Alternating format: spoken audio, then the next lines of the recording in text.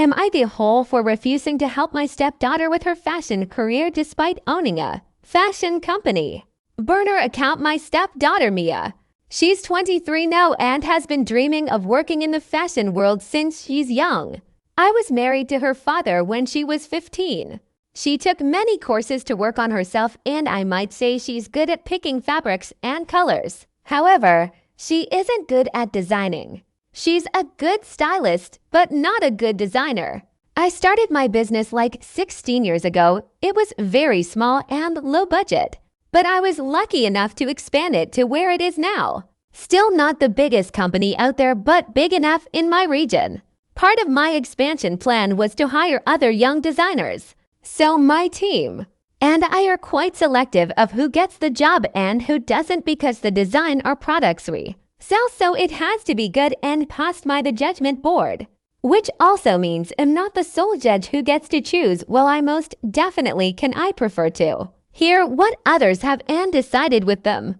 My husband asked me to have Mia as a designer in my company. From the very start, I knew Mia wasn't a good designer. But I told my husband have her apply for the job and submit her papers for me and the team to look at them and examine her skills. I think he was kinda surprised I said apply for it instead of an immediate yes. But he still told Mia, who sent a thank you text for helping her.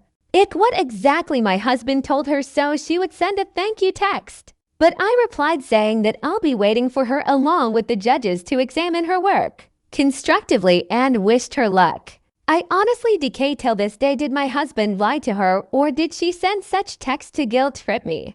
I have no clue. Anyways, her day came and no one saw her stuff on bar with our criteria, so she was sent an email that she wasn't accepted. Let's just say hell got loose from here. My husband to me about how this is nonsense and unfair. That I didn't accept her. I told him I'm not the sole decider. I have a system in place full of judges. But he wanted me to bend the system for Mia.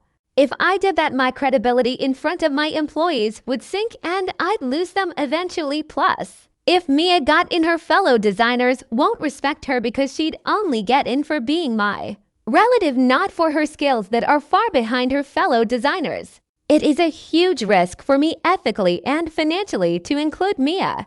My husband proceeded to tell me the list of courses and work Mia has done to achieve her dream. I told him I understand, but she still hasn't got the skills at least to meet my criteria. She could apply somewhere else and get accepted. Mia later sent me a long text of how I failed her and she doesn't want to see or hear of me anymore. Update to answer frequent questions. 1. Can she be a stylist assistant designer? Yes, if she applied, she can. However, designers get to choose their staff and team, not me.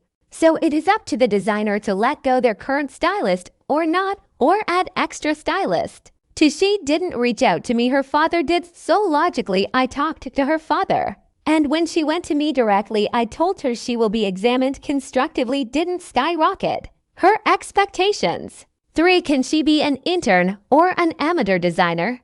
No, because we only hire established designers, not students. For which is the most important? Mia didn't request help, didn't request mentoring, and didn't request opinions. She requested a job at my business. 5. Since she wanted business, I gave her just that.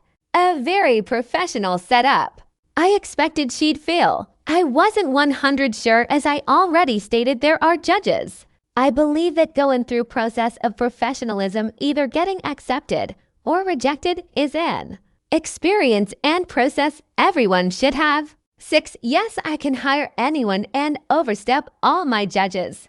I choose not to because I abide my own standards and morals.